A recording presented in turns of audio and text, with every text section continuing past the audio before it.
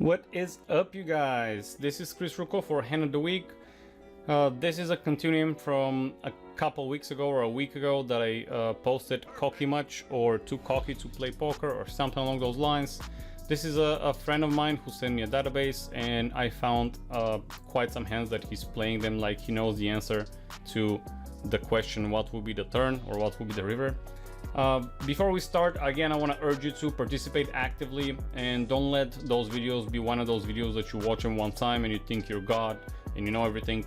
Actively listen to what I'm saying, ask questions in the comment section, and again, if you don't mind, like and subscribe to the channel. It's gonna help the YouTube algorithms to put me into a broader audience and I can create more content like that. It gives me an incentive to do so. Otherwise, it seems like no one's watching and it's kind of boring. And don't forget, the only way to get more knowledge is if you ask questions, even if they're stupid and you look stupid, and you're gonna look stupid for a minute, but if you don't, you'll be stupid forever.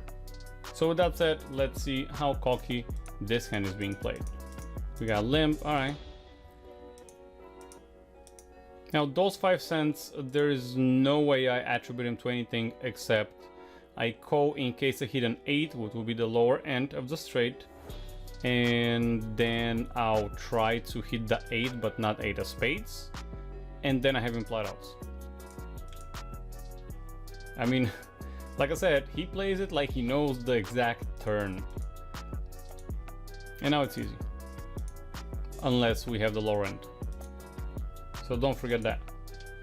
There's always, I mean, just look at it, the guy here from 22 cents pot, he's betting 75 cents, obviously trying to protect something. We're basically chopping versus 5-6. We're losing against 6-10 and again 10 jack.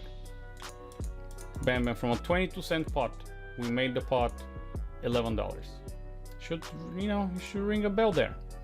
All right, let's see the next one. We got pocket jacks up into 20 cents. I actually do not mind that. It's a 4x, not bad. If the players are weak and they're fishy, like the big blind, like I think he noticed the big blind is a fish, and he opened to 20 cents. Good job. So far so good. He's betting the big oh, what now? Think of what we beat.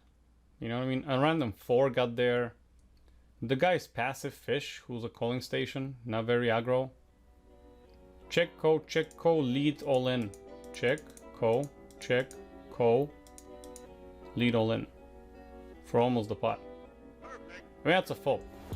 The only way it's not a fold is if you think you're God and somehow you beat him, somehow you put him on a7. I know he has, but sets a random 6, a random 4. You beat 2 pairs, 7-5, but I don't know if he knows that 7-5 is not actually 2 pairs. But yeah, bam. You should listen to the story, man. All right, let's see this one. 3 players, ace-5. Oh, I remember this one. It's my favorite. He just plays it like he knows that the flush is gonna come on the turn or on the river.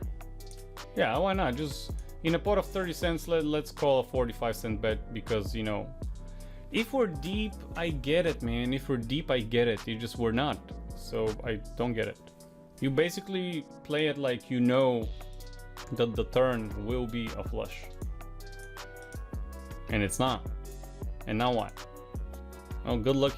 Good thing he bet such a small sizing. Actually, here you have immediate odds to call that. But again, you're raising here with ace high to get him off what? You think you're gonna get him off 2 pairs? I highly doubt it. He seems like a regular guy. 24-14, doesn't 3-bet.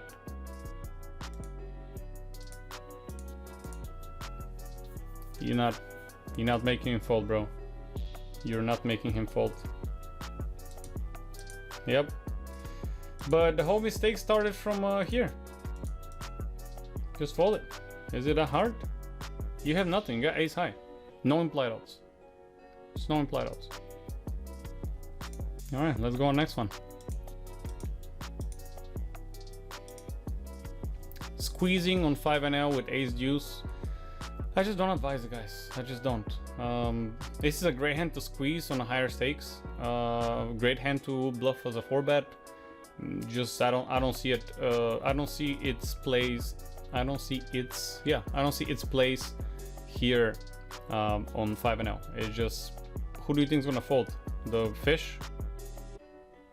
I don't think so. Even you got this guy who he's actually a reg, very laggy reg, but yeah, I mean, you're not gonna get the result you're hoping for the most part. And you do it like you squeezing it like you know the flop, you know what I mean? And it's sad that it works out for you, because that's gonna encourage you to actually continue with this type of hands, to do this type of moves, and sooner or later you're gonna stop flopping like a monster like that. I mean, from here the hand is easy, obviously, but let me actually run some real quick. All right, I actually ran his hold'em injured to see ace deuce. That's the only time he did that. He squeezed, but I'm gonna run later a squeeze analysis and see how he's performing with the squeeze and what range he's doing it with. But I really don't like that ace deuce.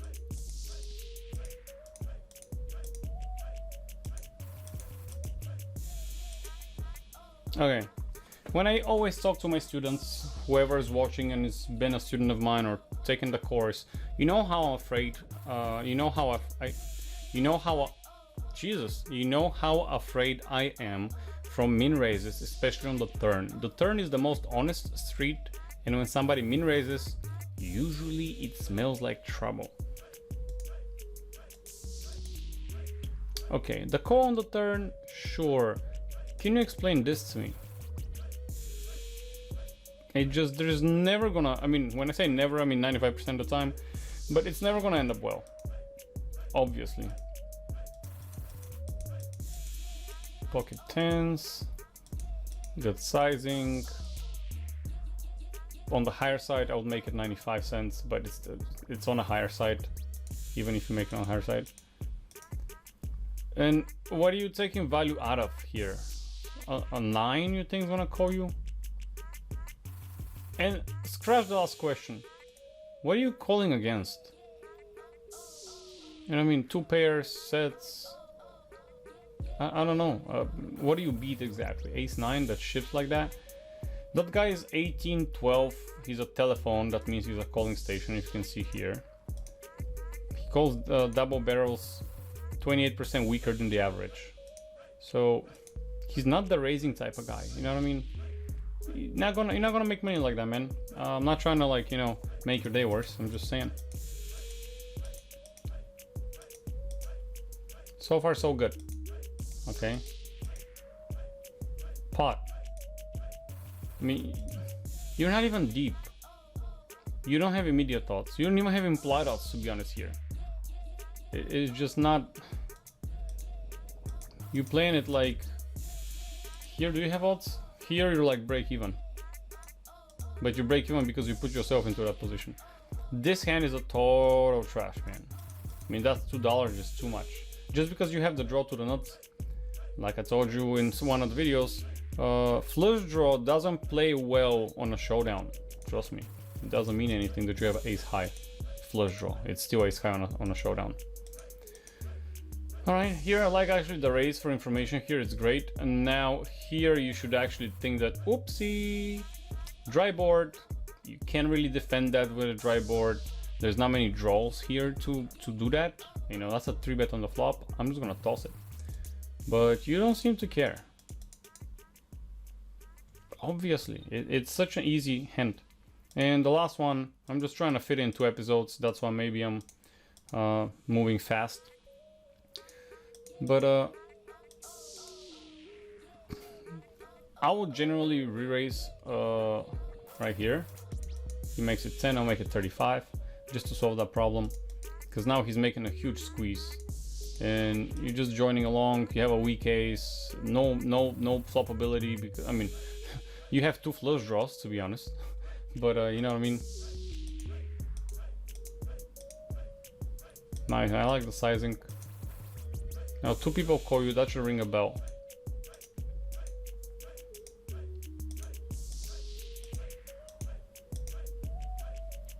Okay, you got to here. I get it. He got $1. What are you trying to get value out of? The only thing you beat is ace 9. ace-6, ace-5, you know, those are aces, kings, and an 8. What are you getting value out of, is my question. A king is not, you know, you lose to. But those are the hands that I just noticed that you played pretty cocky, and I just wanted to address that. So guys, those were all the hands that that friend of mine played pretty cocky. Shout out to you, Rafael from Portugal. He's a long-time friend of mine. He sent me those hands, and I have other hands to review, but those are the ones that I really disliked in terms of playing like we know the next card. If you like the content, guys, smash the like button. Help support the channel is very easy. It's just by a like or a comment and subscribe. If you're not a course member, the link is down below with a code, and soon we're gonna start live streaming. It's free. If you have been a student of mine ever, I'll invite you, and if you're a course member as well. Good luck on the table, guys. Keep sending me hands, and see you soon. Or I'm not gonna see you because I don't see you, but you know what I mean.